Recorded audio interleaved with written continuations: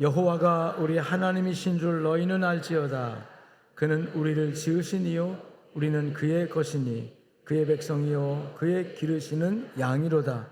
감사함으로 그의 문에 들어가며 찬송함으로 그의 궁정에 들어가서 그에게 감사하며 그의 이름을 송축할지어다. 아멘. 오늘 본문의 말씀해 보니까 여호와가 우리 하나님이신 줄을 알지어다. 아십니까? 그는 우리를 지으신 이시요 우리는 그의 것이니 그의 백성이요 우리는 그의 기르시는 양이로다. 할렐루야. 이 말씀이 오늘 여러분들에게 마음에 받아들여져서 세상을 사는 능력이 되시기를 주의 이름으로 축원합니다. 사람은요 사물을 보거나 또는 사람을 보거나 딱 보는 순간에 내 마음 안에 이미지가 형성됩니다. 그림이 그려진다는 거예요. 그래서 딱 보고 와서 눈 감으면 보여요, 안 보여요? 보여요, 안 보여요? 네, 보입니다. 그 이미지라고 하죠. 이미지화를 잘하는 사람들이 있습니다. 딱 한 번 보면 마음에 딱 그려가지고 그게 잊혀지지 않고 그 사람의 어떤 느낌, 그 사람의 모습, 그 사람의 성향까지도 딱 이미지화해가지고 내 마음의 그림을 딱 그려가지고 살고. 그래서 여러분 마음 안에는 수십만 장의 도화지가 있어요. 또 어떤 경치를 보거나 풍경을 보거나 와 멋지다 하면 그 멋진 것이 내게 가지고 있는 나의 어떤 그 성향이나 성품이나 어떤 그 마음의 구조에 의해서 다시 그려져요. 이미지가 다시 재창조되면서 그려집니다. 그래서 사람의 마음에는 항상 그리는 그림책이 있다. 내가 그린 어떤 그림책이 다 있다는 거죠. 15세기 들어서 화가들이 유명한 화가들이 그림을 그리고 이 그림이 누가 그렸는가를 표현하기 위해서 그 밑에다가 자기 얼굴을 그려놓기 시작했어요. 자기 얼굴. 근데 자기 얼굴을 그리려면 여러분 자기 얼굴을 자기가 봐야죠. 여러분 자기 얼굴 봅니까? 난 안 보이더라고. 아무리 눈동자를 이렇게 해봐도 내 얼굴 안 보여요. 그 사람들은 자기 얼굴을 볼 수 있는 기구들을 만들었어요. 어디에요? 거울에. 자, 잔잔한 물에 이렇게 비춰보면 약간 물의 흔들림 따라 흔들리기 하지만 그 내 모습 보입니다. 그래서 이렇게 그러다가 나를 볼 수 있는 것이 뭘까 하고 연구해서 이 거울이라는 걸 만들어냈고요.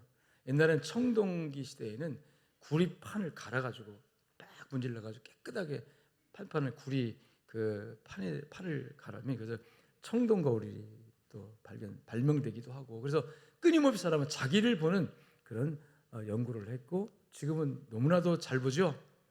오늘 아침에 거울 한 번도 안 보고 나오시면 손 들어봐요. 나는 적어도 생김새가 뭐 거울 보지 않아도 난 자신 있습니다. 나는 그냥 일어나도 부시시한 얼굴도 매력적이고 뭐 세수를 안 해도 뭐 얼마나 향기가 나는지요. 저는 뭐 거울 볼 필요 없습니다. 손 들어보세요. 아무도 없어요. 아마 한 번, 두 번, 세 번, 뭐 여러 번 봤을 겁니다. 저도 나오려고 하면 벌써 부시시한 모습이 싫어가지고 세수하고 머리 만들고 처음부터 뭘 보고 해요? 거울 보고 합니다. 그리고 마지막에 강단에 올라올 때도 한번 또 보고 와요. 이 안에 거울이 있거든요. 그래서 괜찮은가 하고. 항상 제가 듣는 얘기가 잔소리 좀 듣는 얘기. 여보 제발 넥타이 좀 똑바로 매세요. 똑바로. 누구는 이거만 신경 쓰는가 봐요. 넥타이 보지 말고 내 얼굴을 봐요.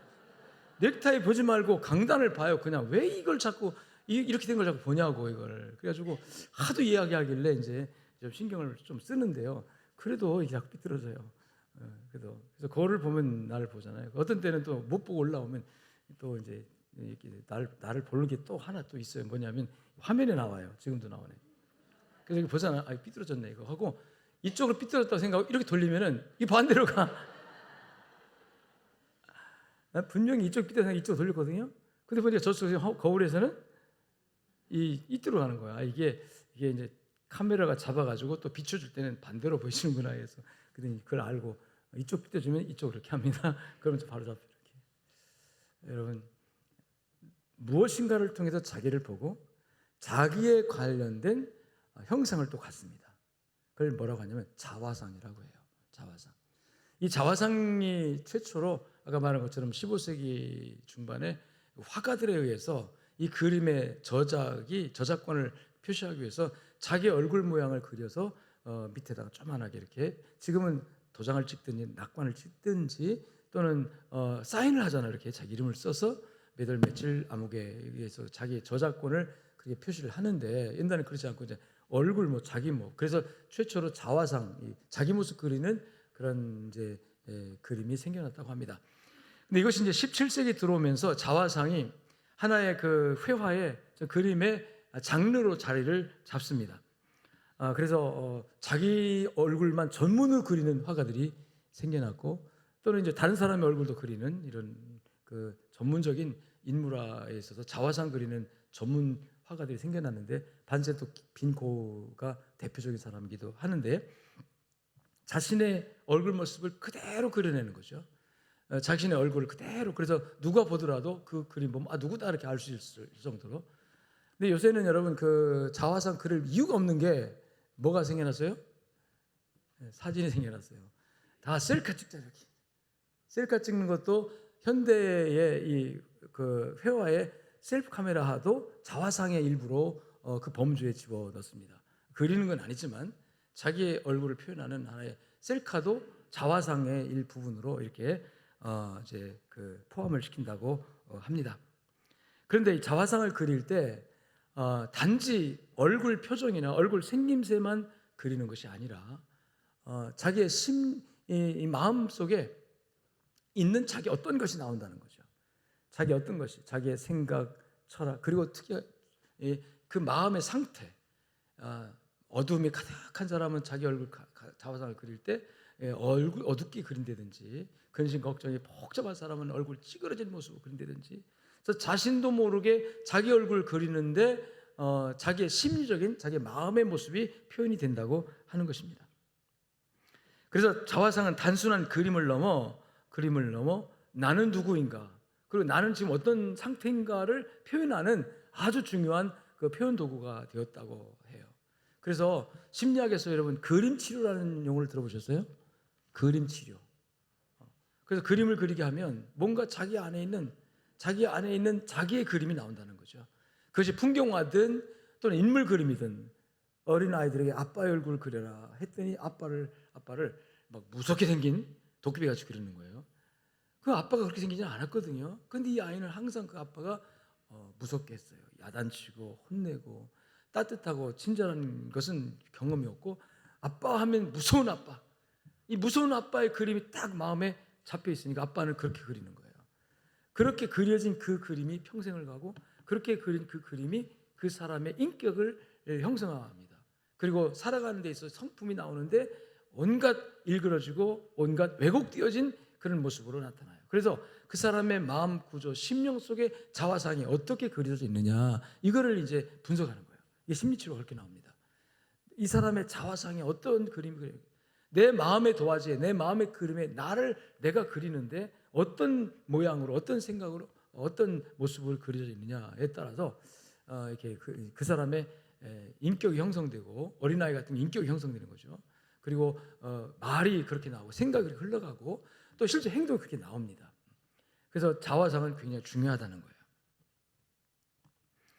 거예요. 그래서 이 형상을 그리는 모습만 그리는 게 자화상이 아니라 관념적 자화상이 있다. 철학적 관념적인 자화상이 있다.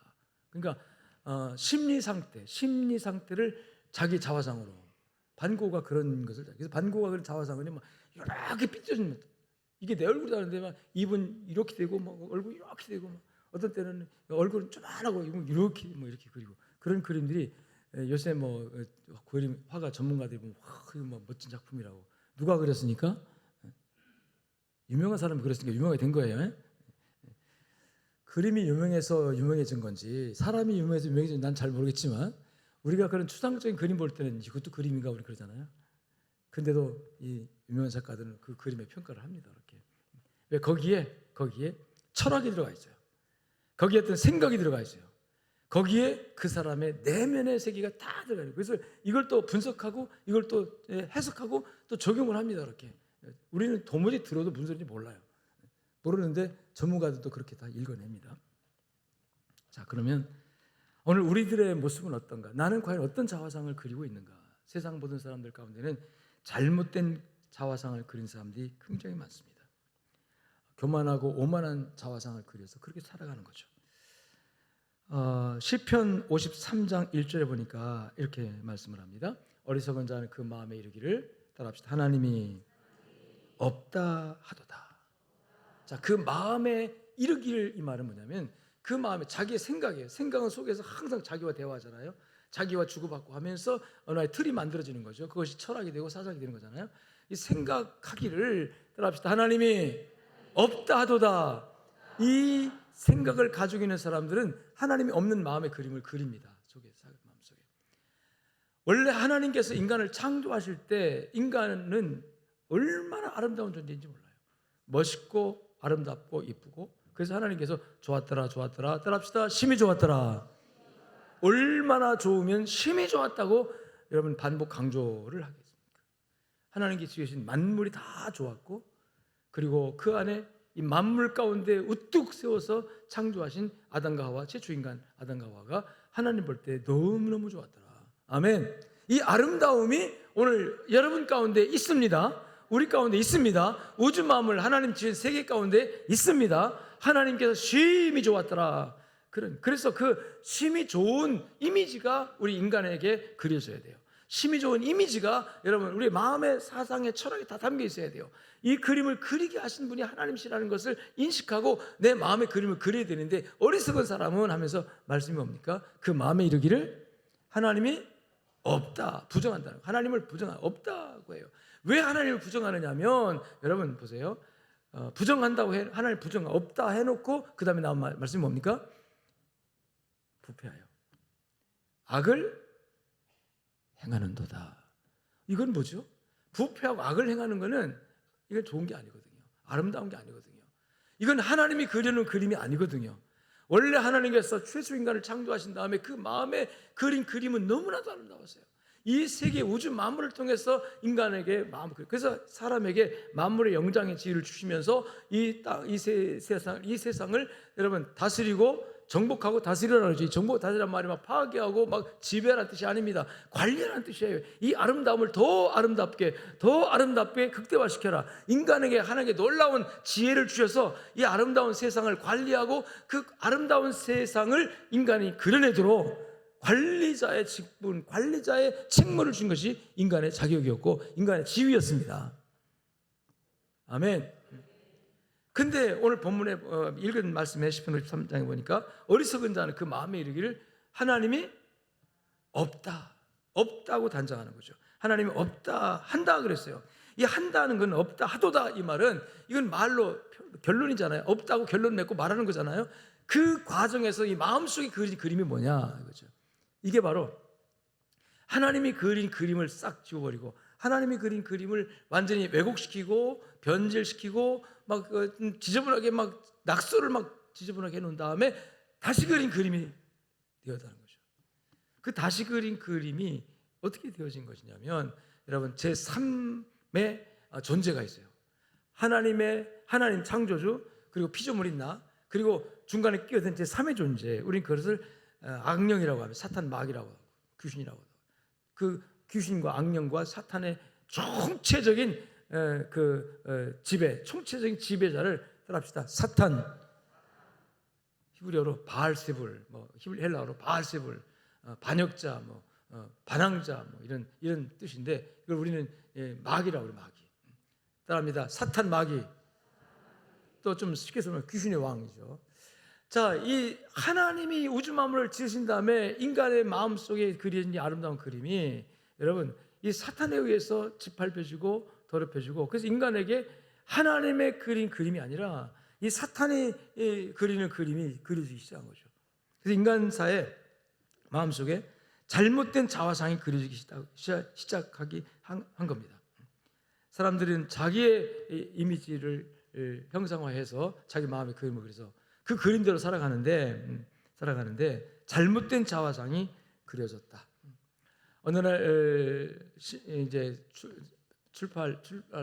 출타하려고 이제 차를 타고 앞에 이제 차를 돌리는데 어떤 분이 왔어요. 목사님 왔어요.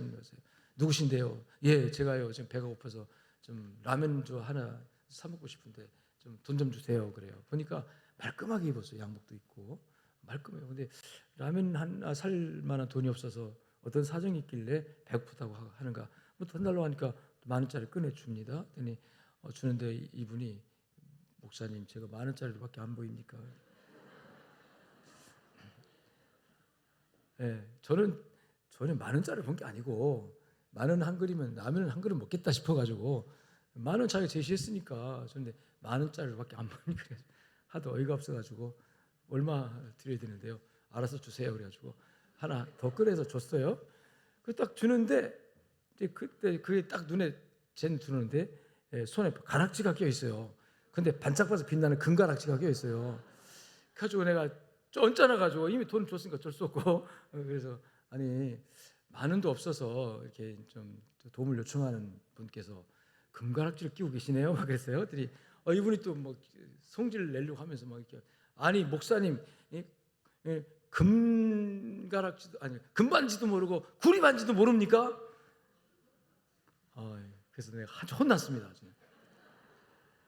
그 내가 어떻게 알아요? 색깔이 비슷한데 구리반지인지 금반지인지 어떻게 알아요? 하여튼 그러면서 막 화를 내고 그 내가 구리반지도 못 알아보는 금반지도 못 알아보는 바보가 돼가지고 한참 혼났어요. 그냥.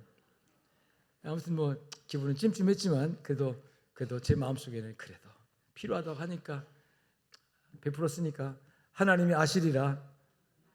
또 달라고 뺏을 수는 없잖아요. 주께서 아시리라. 할렐루야. 할렐루야. 그리고 돌아서서 여러 가지 생각이 드는 거예요. 도대체 저 사람의 마음에는 저 사람 마음속에는 어떤 생각이 있을까? 어떤 자화상이 그려져 있길래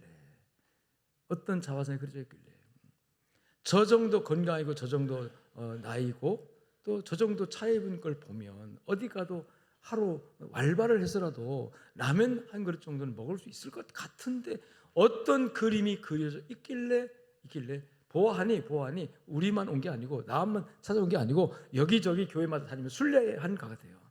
순례하는 거 전문가 같아요. 그래서 어떤 그림이 그려져 있길래 자, 여러분 그것은 하나님이 그리는 그림이 아닙니다. 자기 나름대로 자기의 모습을 자기 안에 그려서 그대로 살아가는 거 사람들은 그걸 표현하며 살아가는데 이 그림 도대체 누가 그린 거냐? 이 그림은 누가 나에게 그려준 거냐? 이게 아까 말씀한 제3의 존재 사탄 마귀가 우리에게 끊임없이 그리는 그림이다. 우리는 그래서 어리석어서 분별을 못해요. 어리석어서 그걸 분간을 못하고 이게 자기의 진짜 모습인 양 이것이 진짜 자기의 아름다움인 양 그 마귀가 그려놓은 그림 마귀의 유혹과 마귀의 여러분 미혹에 의해서 내가 스스로 그린 자기 마음의 그림대로 따라가고 그 그림대로 표출하면서 살아가는 군상들이 바로 마음에 이르기를 어리석은 자는 하나님이 없다라고 단정하면서 행하는 그 행함을 보니까 온갖 불의와 악을 행하고 온갖 욕심을 행하고 온갖 하나님의 묘하는 것들을 그대로 실천하고 하면서 살아가더라는 거죠. 여러분 도대체 누군가의 마음에는 어떤 그림이 그려 있을까? 누군가는 고사하고 내 마음에는 어떤 그림이 그려져 있을까? 게으름의 자화상이 그려 있는 사람은 게으르게 삽니다. 맨날 얻어먹는 그 자화상이 그려 있는 사람은 그걸 이제 우리 다른 말로 좀 상스럽지 못한 말로 거지근성이라고 하더라고요. 거지근성. 맨날 손만 놔야 돼. 자기가 할 수 있음에도 누군가에게 의존해서만 살아가려고 하는 노력은 하지 않고 자기 힘은 쓰지 않고 자기의 어떤 힘든 부분은 다 하지 않고 그저 누군가 의탁하면 쉽잖아요. 그저 구걸해서 동정심만 누군가가 또 도와주면 쉽거든요. 정말 형편이 안 되고 정말 건강이 안 따라주고 정말 뭔가 문제가 있어서 당연히 그런 사람은 여러분 도움을 호소하고 도움 받아야 됩니다. 도움 받아야 됩니다. 결정적인 어떤 문제가 있는 분들은 도움 받아야 돼요. 그리고 그런 분들에 대해서 우리가 절대로 베푸는 마음을 잊으면 안 됩니다. 안 돼요. 베풀어야 합니다. 그런데 그렇지 않고 마음의 그림이 잘못돼서 마음의 이 자화상이 잘못돼 가지고 그런 삶을 사는 사람들이 이 땅에 수없이 많습니다. 우리가 볼 때 멀쩡한데 여러분 이 마음의 그림이 삐뚤어진 사람들이 있어요. 어떤 상처 때문에, 어떤 압박 때문에, 어떤 스트레스 때문에 마음의 그림이 일그러진 거예요. 제대로 그려졌어야 할 마음의 그림이, 여러분 보세요. 화가 붓을 가지고 그리다가 어떤 바람이 휙 불었다든지 그럼 물감이 팍 튀어가지고 엉뚱그리 되잖아요. 또 흔들릴 때 그러면 이 그림이 막 이렇게. 그리고 어떤 문제 요인 때문에 내 마음의 그림이 잘못되어지고 왜곡되고 삐뚤어지고, 이런 사람들이 욕심에 매이고 분노를 절제하지 못하고 속에서 탐심 때문에 결국은 정도 이상의 욕심 부리다가 망한 길로 가고, 이렇게 뿐만 아니라 자기 마음에 이 잘못된 자화상이 있으면요 자기 마음에 상처를 입힙니다. 그래서 병들어요. 우울증에 걸리고. 그래서 힘들게 사는 사람들이 굉장히 세상에 많다.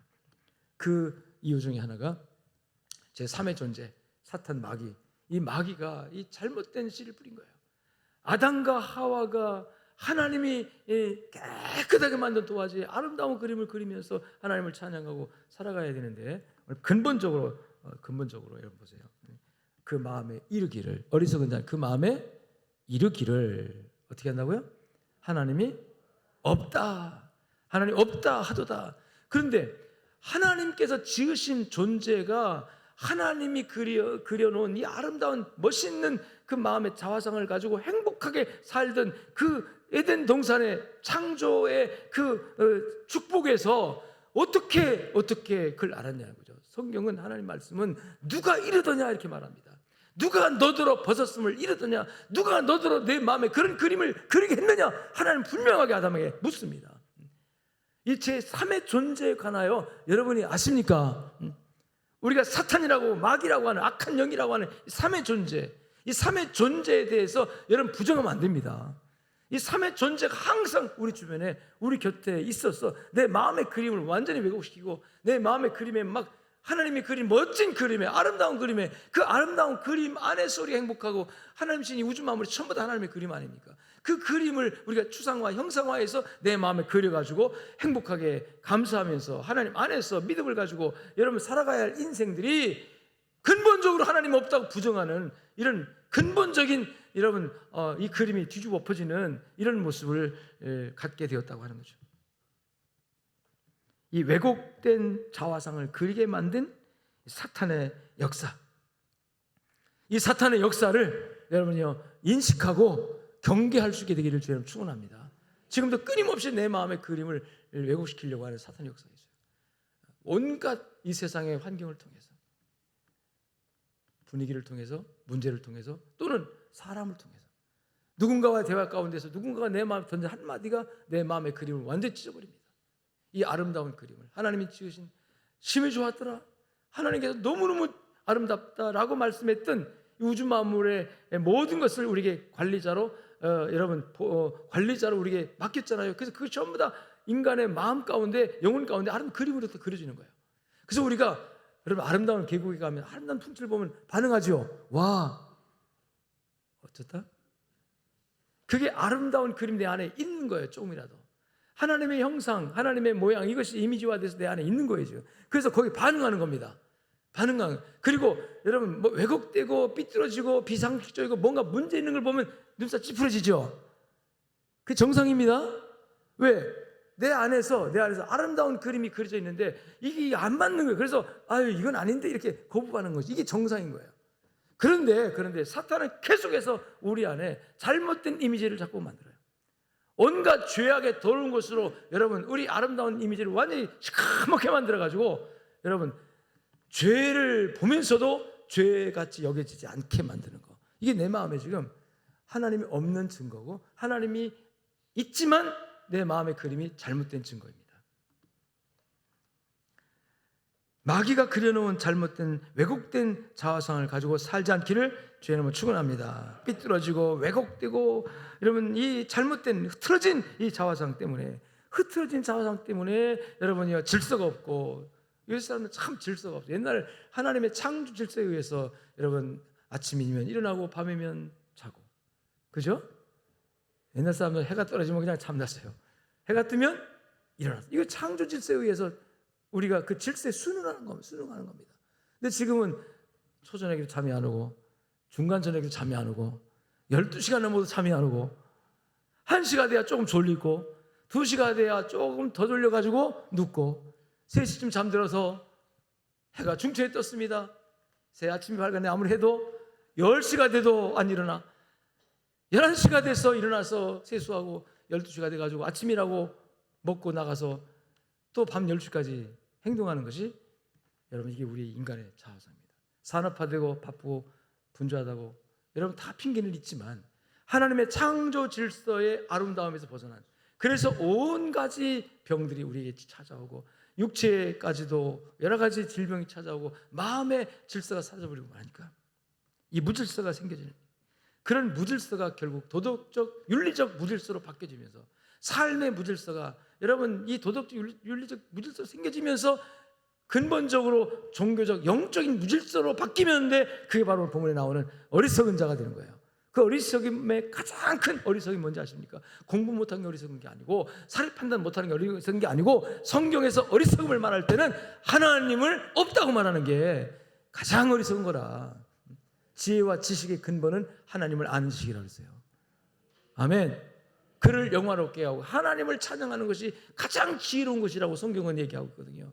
근데 가장 어리석음의 이 어리석음의 결정판이 바로 내 안에 이 그려진 그림이 잘못된 거다. 우리는 가끔 거울 앞에 자기를 비춰보잖아요. 그 자기를 보잖아요. 마찬가지로 우리는 끊임없이 하나님의 말씀 앞에 나 자신의 자화상을 비춰보시기를 주님 축복합니다. 이 거울 자체가 희미하면 안 보겠지만 여러분 세상 거울은 닦아야 되고 하지만 하나님의 거울은 여러분이 안 닦아도 정확하게 나를 보여줍니다. 그래서 대부분 하나님 만나는 사람들, 정말 인격적으로 하나님을 경험하는 사람들은요, 자기가 죄인인 것을 깨닫습니다. 베드로가 갈릴리 바닷가에서 예수님을 처음 만납니다. 인격적으로 만납니다. 어떻게 만납니까? 엄청난 고기가 주님의 말씀 한마디에 올라왔어요. 밤새도록 한 마리도 못 잡았는데 깊은 곳에 금을 던져라. 아니 선생님, 깊은 곳에 고기 없습니다. 그리고 어제 저녁에 밤새고 했지만 한 마리 못 잡았어요. 경험적으로 상식적으로 오늘 고기 못 잡습니다. 고기 없는 날입니다. 어젯밤에 내가 그렇게 노력을 했는데 못 잡았습니다. 근데 주님 말씀이니까 한번 그냥 따라합시다. 해보겠습니다. 믿음으로 한 것도 아니고 그냥 말씀이니까 주님 체면상 그냥 던져보겠습니다. 던졌어요. 근데 어마어마한 고기가 잡힙니다. 그물로 끌어올릴 수 없을 만큼 고기가 몰려옵니다. 할렐루야. 이 기적 아닙니까? 이 기적이 은혜를 체험한 베드로가 취했던 반응이 뭔지 아십니까? 다른 사람들은 우와 기적이다, 이 멋진 기적 엄청나다, 환송을 지르고 박수를 치고 여러분 그랬겠죠. 거기 있던 주변의 사람들이 얼마나 대단한 기적이 일어났잖아요. 밤새도록 어떻게 한 마리도 못 잡았을까요? 어떻게 한 2마리도 잡았어야지. 그래도 수없이 그물을 내리는데 한 마리도 잡지 못했지만 하고 한 마리도 잡지 못한 그곳에서 이 그물이 찌질막 올라오니까 이거야말로 기적 중에 기적이다 하면서 환송을 지를 때 베드로의 태도는 전혀 정반대적인 행동을 하잖아요. 주님 앞에 무릎을 꿇고 엎드려 말하기를, 그게 뭐입니까? 따라합시다. 나는 죄인으로소이다. 아니 어떻게 그 엄청난 축복의 현장에서 자기가 죄인 줄, 여러분 죄인이라고 고백합니까? 하나님의 은혜를 받고 나면, 하나님의 은혜를 경험하고 나면요, 자기가 보여요. 자기의 본 모습이 보는 거예요. 내가 어떤 존재인지, 내가 얼마나 추악하고 악하고 더럽고 왜곡된 자화상을 가지고 살아왔는지, 이것이 옳다고 생각하고 고집을 부리면서 살아왔는지, 이것이 옳다고 생각하고 내 고집대로 살아왔는데 이게 내 마음에 잘못 그려진 자화상 때문에 나는 내 기준과 내 표대와 내 목적대로 살아왔는데 이것이 옳다고 생각하고 이것이 정의라고 생각하고 살아왔는데 하나님께서 볼 때는 아니라는 거예요. 이걸 깨닫는 순간이 바로 여러분 우리의 영의 모습을 비춰보는 하나님의 말씀 앞에, 은혜 앞에 서게 되면, 하나님의 은혜 앞에 서면 따라합시다. 내가 보입니다. 내가 보입니다. 내가 보이면 이 그림이 얼마나 일그러졌는지, 얼마나 내 그림이 잘못된지 발견하게 되면서 주여 나는 죄인으로소이다. 이 죄인이 주님 어떻게 감당합니까? 나를 떠나소서. 나는 주님 감당 못합니다. 떠나라는 말이 정말 주님이 안 믿으려고 떠나 그 얘기가 아니에요. 이 죄인이 이 더러운 모습이 이 잘못되고 일그러진 자화상을 가지고 우리 주님을 영접할 수가 없어요. 우리 주님 만날 수가 없어요. 그런 고백입니다. 솔직한 자기 모습을 고백하는 거예요. 여러분 말씀 들을 때마다 예배 드릴 때마다 내 모습에 내 심령에 내 마음에 그려진 자기의 진정한 자화상이 보여지고 발견되기를 주님 축원합니다. 심리학자들은 그 부분을 이용해서 심리치료도 한다는데 하나님은 끊임없이 우리 자화상을 여러분이 자꾸 우리에게 발견하게 해요. 깨닫게 해요. 말씀을 통해서 이 말씀에 어리석은 자는 그 마음에 이르기를 하나님이 없다 하는도다. 혹시라도 여러분 하나님이 없다는 생각이 내 마음에 눈금멍이 든다면 이 잘못된 자화상에서 나오는 결과물이거든요. 안 믿어진다거나 뭐 그냥 교회 가면 맨날 하나님 있다고 하니까 있는 거지 뭐 이 정도도 문제 있는 거예요. 여러분 하나님은 믿고 안 믿고의 대상이 아니라 그냥 전능하신 하나님은 전적으로 존재합니다. 내가 안 믿는다고 해서 하나님 안 계신 분이 아니고 내가 믿는다고 해서 계신 분이 아니라 내 믿음 여하에 상관없이 내가 인정하고 안 하고를 떠나서 따라서 하나님은 전능하신 아버지, 창조의 아버지 계십니다.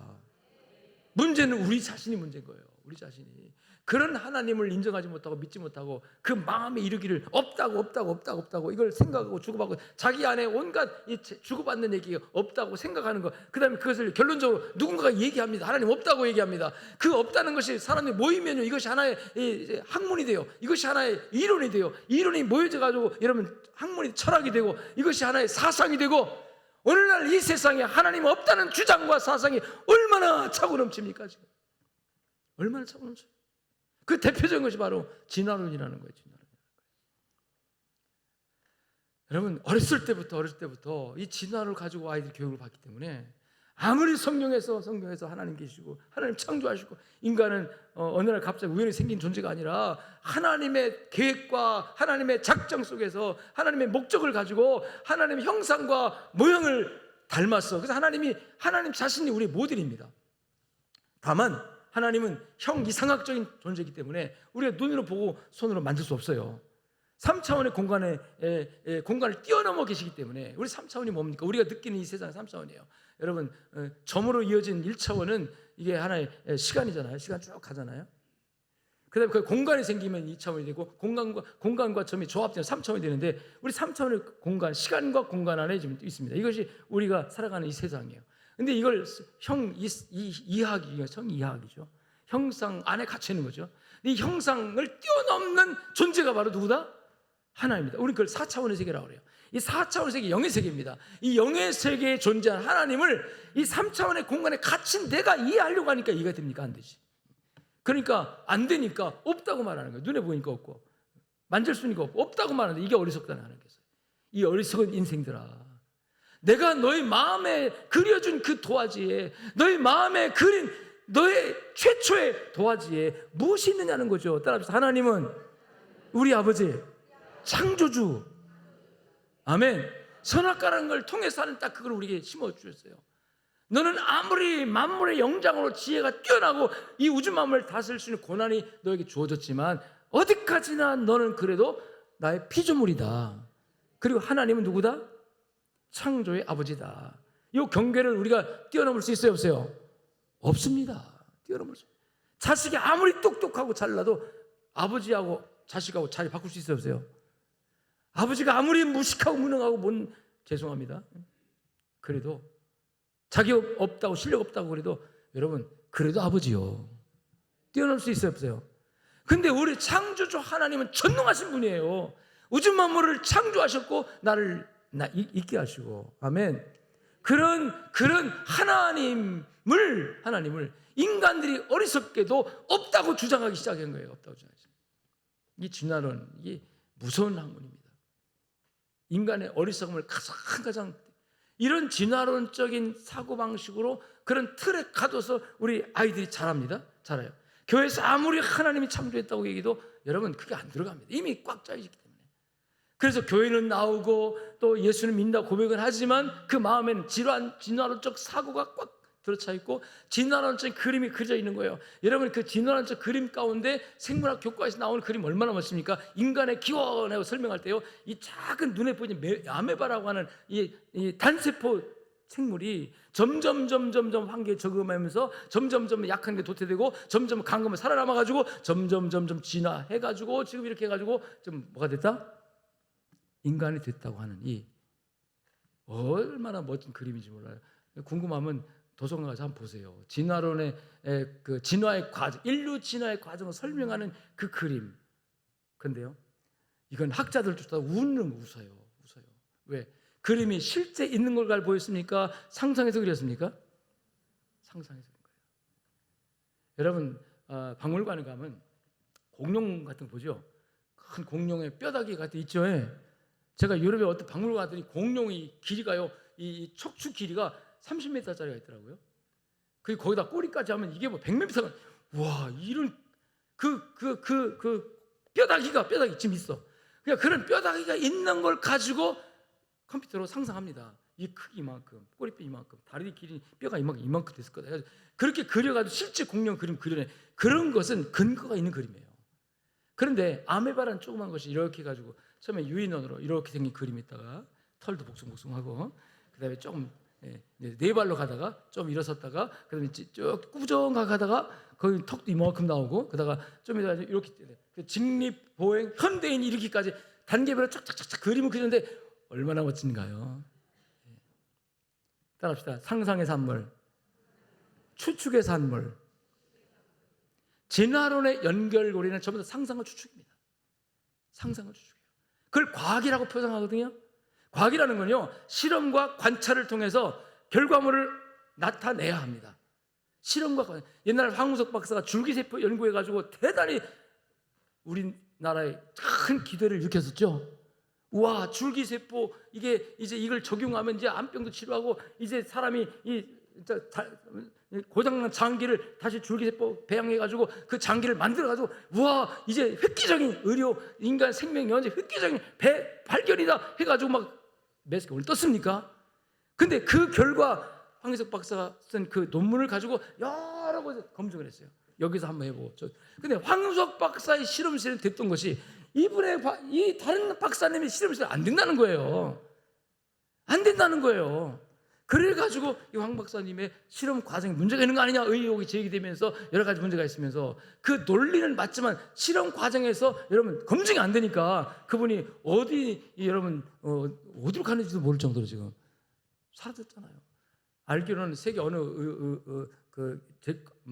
약을 만드는 연구하는 그 회사에서 그분을 데려가지고 그분의 그 실력 있는 건 대단한 분이니까 그 정도까지 하는 것도 대단한 거잖아요. 그래서 그분을 우리나라에서는 매장시켜버렸어요. 완전히 이제 잘못된 걸로. 그래서 아까운 인재를 잃은 거죠.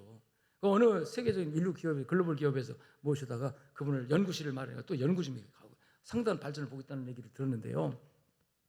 과학이라는 것은 실험 관찰을 통해서 결과물을 만들어내는 과학입니다. 과학입니다. 실험실에서 그 진화의 과정을 실제로 아메바에서 원시 동물 이렇게까지 그 연결고리를 연결시킬 수 있고 유인원에서 즉 인간 비슷한 고릴라 같은 데서 지금의 사람이 되기까지 현대인이 되기까지 중간에 연결고리가 있느냐 없느냐 없습니다. 그 없는 거를 전부가 다 상상과 추측으로. 동의 안 하시죠? 그래도 진화론 맞습니다. 제가 이런 내용을 가지고요 AI에다가 물어봤어요. 진화론은 어떻게 생각하냐 했더니 진화론은 과학입니다. 난 너무 못 믿겠다. 왜냐하면 이 세상 모든 학문이 진화론적 체계 위에서 썼기 때문에 모든 것이다. 인류의 기원부터 시작해가지고 모든 것 진화론적 썼기 때문에 인간 기원을 AI에 물어봐도요 진화론이 과학이라고 얘기합니다. 그걸 또 우리는 신봉하잖아요. AI가 말했다고 지금 다통하세요 지금. 여러분 AI가 그건 살아있는 생명체가 아닙니다. 그건 공개된 통계만 가지고 기가 막히게 조합해가지고 결과물을 얘기해요. 그러면 그 자료, 그럼 AI가 검색해서 엄청난 여러분 정보를 받아 순간 검색을 하는데 검색할 때 잘못된 정보, 삐뚤어진 정보, 왜곡 정보가 있어요 없어요? 쓰레기 같은 정보들이 많습니다. 그런 쓰레기 같은 정보들을 다 집어먹어가지고 만들어내는 그 결과물이 그래서 AI는요 살아계신 하나님의 말씀으로 검증해야 합니다. 검증해야 합니다. AI는 도구로 이용할 수 있지만 그걸 신봉하면 안 돼요. 지금 AI를 신봉하는 시대가 돼버렸어요. 여러분, 인간의 마음속에 그린 잘못되고 삐뚤어진 이 자화상이 결국 어떤 결과물을 만들어내냐면 하나님이 없다. 하나님이 어딨냐. 그래서 그 하나님이 없다고 말하는 사람들의 그 자화상의 결과가 뭐냐면 부패예요. 부패. 가증한 악을 행하며 성을 행하는 자가 없다. 이게 우리 인간 세상입니다. 지금 근본적으로 하나님이 없다는 그림이 결과적으로 우리를 부패하게 만들고 가증한 일을 하게 만들고 이 세상에 선을 행하는 사람이 없다고 하는 그런 결과물을 주고 있는 거예요.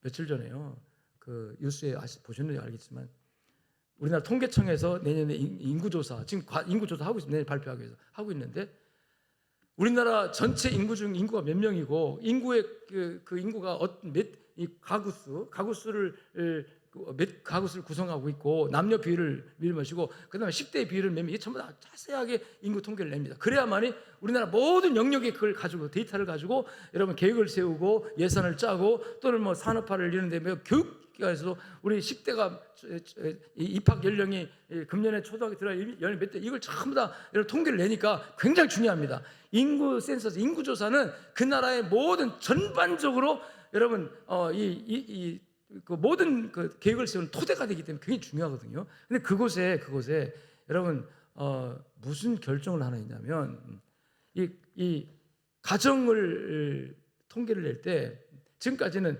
남자와 여자가 함께 사는 것만 부부로 인정해서 통계를 냈어요. 근데 내년 통계부터는 그 안에 여자가 같이 살아도 부부로 인정해주고 남자가 같이 살아도 정식 부부로 인정하는 통계 속에 집어넣겠다는 거예요. 그래서 내년부터는요 통계 우리 믿을 수가 없어요. 우리나라 부부가 몇 쌍이냐 할 때 그럼 거기 이제 이혼율 나와야 되고 뭐 이렇게 그래서 거기 가서 모든 것이 다 복지 제도를 다 거기에 근거하거든요. 이제 그 근거 속에 우리나라의 동성부부로 사는 사람 다 포함됐기 때문에 여러분 우리 기독교 입장에 받을 수 없는 거잖아요. 그런 정책적인 위반을 해가지고 하겠다는 거예요 지금. 차별금지법 안 된다고 우리 교회들이 막 들고 그래서 그렇게 외치니까 우리도 안 된다고 기도하잖아요. 그 차별금지법에 법적으로 동성부부를 인정하자는 내용이 들어가기 때문에 안 된다는 거거든요. 그런데 그 법은 못 고치는데 정책적으로 국민들 알게 모르게 은연 중에 여러분 그렇게 왜곡되고 잘못된 정책들을 만들어 가는데 우리 국민들 모릅니다. 그거 그런가 보다. TV 뉴스에는 그런가 보다. 깨어있는 성도들이나 이거 큰일 났다 그러지. 누가 그걸 문제 삼습니까 지금? 그렇게 정책 위반자들 끌고 나면 가는 거예요. 그렇게 가다가 전체 모든 영역에서 제도적으로 법적으로 모든 영역에서 이제 다 불이익을 할 때 정치가들이 하는 말이 뭔지 아십니까? 지금 동성애 찬성합니까 안 합니까? 저는요 국민들이 원하면요 국민들이 다 합의하면 이게 무서운 말입니다. 국민들이 합의하면이란 전제해 놓고 그렇게 만들어가는 거예요. 여론을 만들어가지고 그렇게 해가지고 나중에 국민들이 원합니다 하고 법을 만들어야겠다는 거죠. 일그러지고 왜곡되고 잘못된 자화상, 일그러지고 왜곡된 잘못된 자화상을 가진 사람들이 일그러진 정책을 만들어내고 일그러진 말을 하고 일그러진 행동을 하는 거예요 지금. 당신은 그러면 동성애를 찬성하는데 당신은 동성애자들의 인권 좋습니다. 그들의 인권을 보호해야죠. 그들의 인권을 존중해야죠. 그런데 당신은 당신의 자녀가 당신의 자식이 딸이 여자를 데리고 와서 사위예요 그러면 당신은 솔직히 받아들일 수 있습니까? 대답 안 합니다. 대답 안 해요. 그러니까 이 얼마나 일그러는지 몰라요. 얼마나 자기 어떤 정책 이권을 위해서 소수였던 사람 보호한다는 민명하에 정치적 목적 달성으로 자신도 용납할 수 없는, 자신도 용납하지 않으면서 많은 사람들을 미혹의 길로, 많은 사람을 잘못된 길로 가게 만드는 이 일그러진 자화상을 가진 군상들이 이 땅에 얼마나 많은지. 우리나라만의 문제가 전 세계가 이렇게 흘러가고 있어요 지금. 여러분 안에는 어떤 자화상이 그려 있는지요? 하나님을 온전히 아버지로, 예수 그리스도를 받아들이고 성령의 인도를 따라, 성령의 역사와 도우심을 따라서, 성령의 감동에 따라 늘 충만한, 은혜 충만한 그런 그림이 그려지기를 주의 이름으로 축원합니다. 축원합니다. 나는 누구인가? 이 자기 정체성을 이제 표현하는 것이 자화상인 거예요. 나는 누구인가? 이 보이는 내가 아니라 내 안에 있는 나는 누구인가? 스스로 이 그림이 일그러지면요, 그렇게 나는 죽일 놈이야, 나는 못 쓸 놈이야, 나는 살아서 살면 안 되는 놈이야. 여러분, 이런 자화를 가진 사람도 있어요. 그런 사람은 폐쇄적입니다. 사람 안 나 우울증이 걸립니다. 심적으로 큰 상처가 있고 아픔이 있어서 여러분 불행해집니다. 어두워집니다. 모든 것에 의욕을 잃고 모든 것에서 적극성을 잃어버리고 여러분 그냥 그렇게 삽니다. 그렇게 살다 죽는 거예요. 불쌍한 존재가 되는 거죠.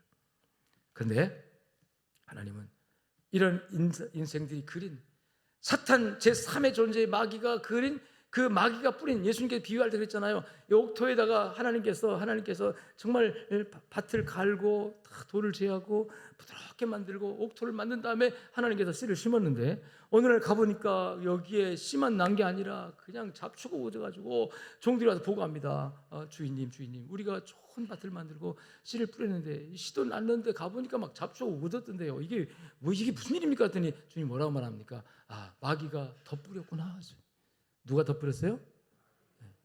우리가 뿌리지 아니한 씨를 마귀가 사탄이 덧뿌렸구나. 이 마귀가 덧뿌리는 이거를 우리가 알아야 된다는 얘기예요.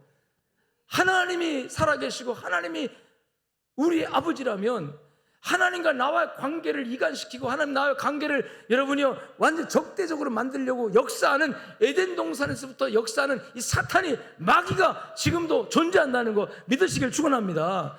그래서 우리가 끊임없이 이 사탄과의 싸움, 사탄과 도전을 우리가 싸워야 되는 거예요. 나 가만히 있다가는 마귀가 와서 점령해버려요. 아까 진화란 얘기한 것처럼 여러분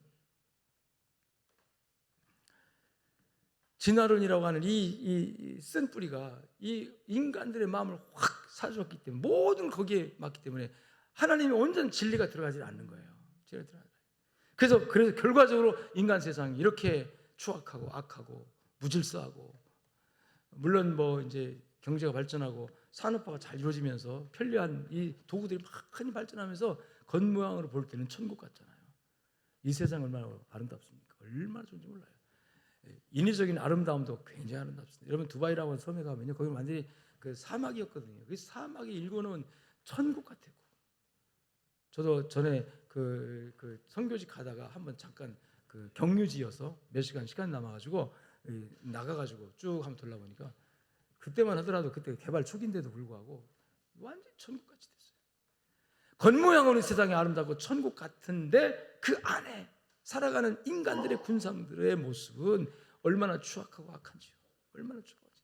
지금 전 세계에 일어나는 전쟁이라든지 기아, 그 다음에 여러 가지 전염병, 여러 가지 테러, 여러 가지 폭행, 캄보디아에서 일어난 이 사건도 이게 도대체 이게 있을 수가 있습니까? 어떻게 인간이 인간을 갖다가 그렇게 여러분 할 수가 있어요? 또 거기 간 분들 애매하게 모르고 속아서 끌려가서 억울한 일을 당한 분들도 있지만 여러분 대다수가 자발적으로 갔다는데 이게 문제가 아니고요.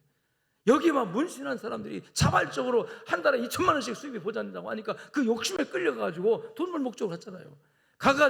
가보니까 그게 아니고 가보니까 막 폭행당하고 가보니까 아니니까 살리다 구조를 요청하고 어쨌든 간에 여러분 그러더라도 다 구조해와야죠. 우리 국민이니까. 아멘. 다 데려와야 합니다. 비행기를 보내서라도. 재판을 내서 벌을 주다 누가 줘야 돼요? 거기서 이 보이스피싱 다 거기서 나온 거예요. 우리 교인들도 보이스피싱 당해가지고 몇 천만 원 날리고 얼마나 분노가 거기서 다 이루어진 일이에요. 거기에 우리 청년들이 가서 그 일을 했단 말이에요. 지금 그 죄를 짓고 한 사람들이 그래도 따라합시다. 우리 국민이니까 버리면 안 된다. 데려와요. 데려다가 우리나라 법으로 심판하고 벌 주고 억울하면 풀어주고 해야죠. 그런 사람이 없도록 국가가 관리했어야 되는데 못했으니까 보상도 해주고 진짜 죄를 지고 잘못하면 벌 주고 그게 국가라는 게 그런 거예요.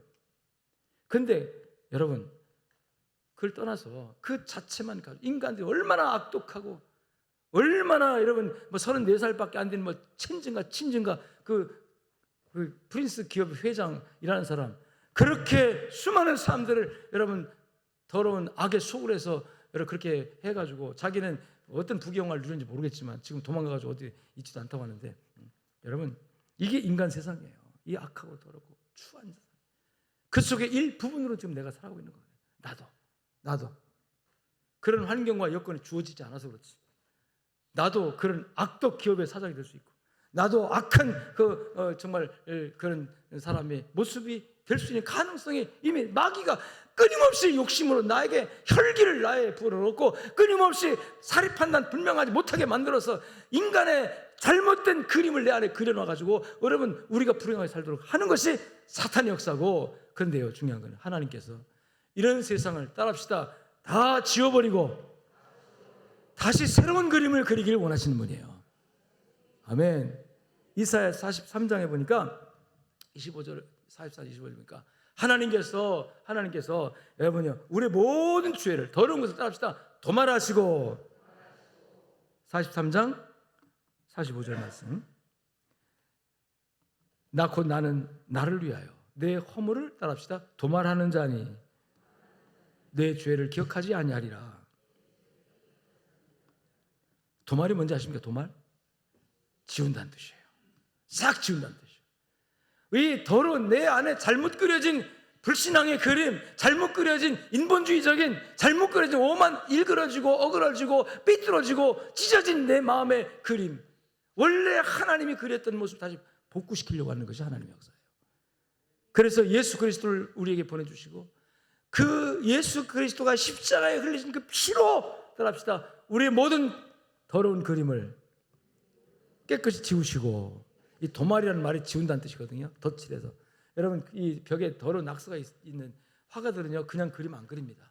거기다가 흰 페인트로 싹 다시 어떤 페인트를 싹 다시 지워버려요. 그리고 거기다 다시 그리잖아요.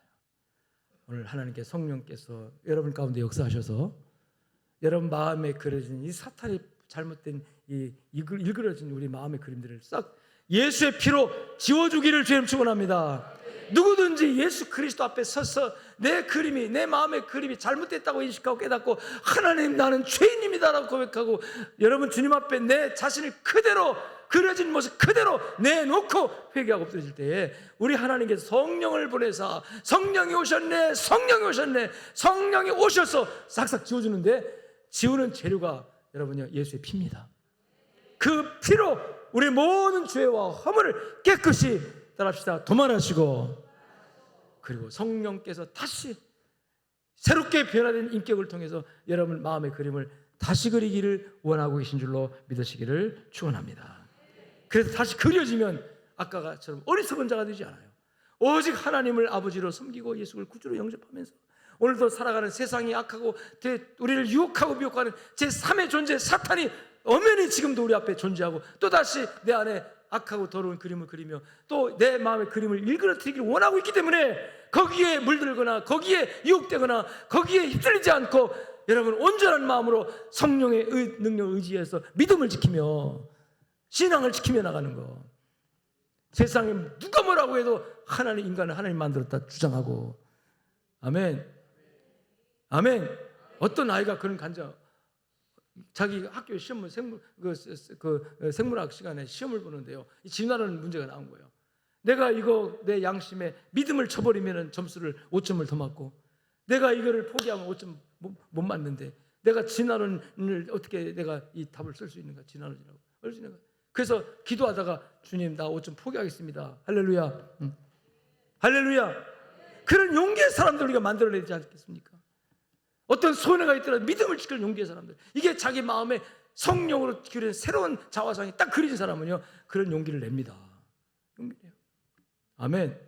그 아이가 나중에 수능에서 잘 맞았다는 거 아닙니까? 할렐루야. 그리고 그 아이가 여러분 어느 회사에 들어갔는데 자꾸 뭘 요구한 거예요. 이제 그 어떤 그 법률 관계에 있어서 어떤 위치에 있어 결정을 해야 돼.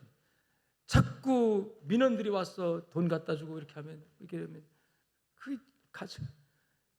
이건 아닌데, 이건 내 양심상 하나님 뜻이 아닌데, 내가 돈 좀 받고 잘 해결할 수 있는 그런 위치에 있는데 목사님 어떻게 하면 좋죠? 그래도 믿음을 포기하면 안 되겠지. 지혜롭게 해라. 제가 어떻게 뭘 합니까? 근데 그냥 성경적인 믿음 포기하면 안 되겠죠. 그 회사에서 고민하다가 사표 던지고 나와가지고 신학교 가더라고요.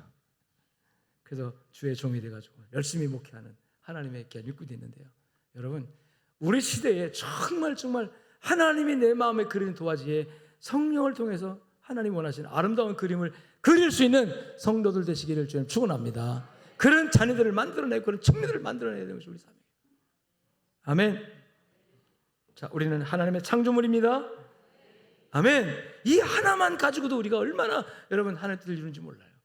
우리가 진화론이다, 진화론적 사고와 진화론적 철학이 있으면요, 그래서 생명 경식 풍조가 있는 거예요. 사람 막 죽입니다. 왜? 진화론에 의하면 인간은 영을 설명할 수 없어요. 인간은 영이 없는 그냥 물질입니다. 그러니까 죽여도 끝이에요. 그래서 진화론적 체계가 확립된 공산주의자들, 사람의 목숨을 파리 목숨처럼 알고, 여러분 그런 여러분 이슬람권이 종교라고 하지만 그들은 그 사상의 철학입니다. 알라를 믿는다고 종교하지만 그들이 여러분 얼마나 사람의 생명을 가치 없게 여깁니까? 인간의 생명을 이기도를 할지라도 생명 아닙니까? 그런데 하나님은 이기도의 생명도 귀히 여겨요. 중세사회 기독교가 범한 죄가 하나 뭔지 아십니까? 십자가를 걸어놓고 여러분 이기도를 해가지고 사람 엄청나게 죽였어요. 십자군 전쟁, 기독교 실패작입니다. 십자군 전쟁 이름은 십자군 전쟁인데 사람의 생명을 그렇게 막 함부로 죽이는, 그건 하나님의 뜻이 아니었다고요. 잘못된 자화상, 하나님으로 그렸다고 하지만 사탄이 준 잘못된 자화상으로 결과적으로 중세시대에 십자군 전쟁에 죽이게 된 봉건 제후들이 뭡니까? 이 동방에 가면 이 금은 보석이 있다고 십자군, 명분은 예루살렘 탈환, 명분은 성지를 지키자, 명분으로 수많은 십자군 군인을 일으켜서 여러분 전쟁을 했지만 가는 곳곳마다 이기도를 다 죽이고 했지만 결국은 돈 때문에 그랬어요. 돈 때문에, 사업 때문에. 동방에는 수많은 비단과 수많은 금들을 자기 배불리려고 결국은 하나님이 이용해 먹은 거예요. 십자군 전쟁 실패작입니다. 그 전쟁 때문에 기독교가 여러분요 얼마나 좀 약화되고 있는지 아십니까? 우리는 하나님의 창조는요 생명을 귀히 여깁니다. 생명을 존중합니다. 내 안에 있는 뱃속에 있는 태아도, 육체는 어머니와 아버지로부터 물려받았지만 내 안에 태아가 지음받는 순간에 하나님께서 영을 창조하셔서 그 생명이 부어넣어요. 그래서 우리는 지음받은 존재라고 하는 거예요, 하나님께. 그래서 나도 모르게 여러분요 내 안에 있는 생명을 경시했다면 회개하시면 됩니다. 예수 그리스도 안에서는 사함받지 못할 죄가 없어요. 나의 잘못된 일그러진 자화상 때문에 그런 거예요. 하나님 죄송합니다, 이거 하나님 용서해 주잖아요. 그래서 다시는 그런 죄를 짓지 말고 생명을 귀히 여기는, 아멘, 생명을 존중하는, 심지어는 짐승의 생명까지, 물론 짐승은 영이 없기 때문에 하나님께서 우리의 음식물로 도축해서 먹을 수 있는 음식물을 주셨지만 그것도 함부로 하면 안 됩니다. 함부로 학대하면 안 되는 거예요. 모든 생명은 귀한 거예요. 생명 자체가. 성경 원리가 다 그래요.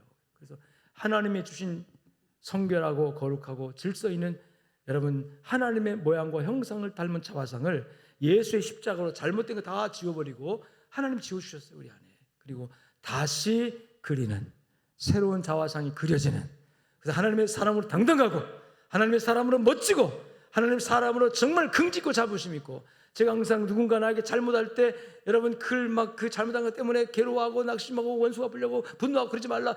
생각을 확 바꿔라. 용서의 기회가 왔다. 내가 누군가를 용서하고 사랑할 수 있는 기회를 찬스를 준 하나님 감사합니다. 얼마나 행복합니까? 얼마나 멋진 자화상이에요. 용서받은 사람의 자화상, 용서받은 사람의 여유, 사랑받은 사람의 그 여유, 이 자화상 얼마나 멋집니까? 그 자화상을 가지고 사람을 상대해 보세요, 여러분.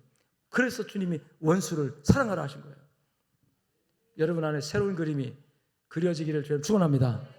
믿음으로 말미암는, 성령으로 말미암는 새로운 그림이 그려질 줄로 믿습니다. 아멘. 이제는 살아계신 우리 주 예수 그리스도의 은혜와 하나님 아버지의 무한하시고 극진하신 사랑과 성령님의 위로교통 충만 역사하심이 말씀을 붙들고 나가는 모든 주의 백성들 머리 위에 저들의 가정과 삶 현장 속에 이제로부터 영원토록 함께 있을지어다. 아멘.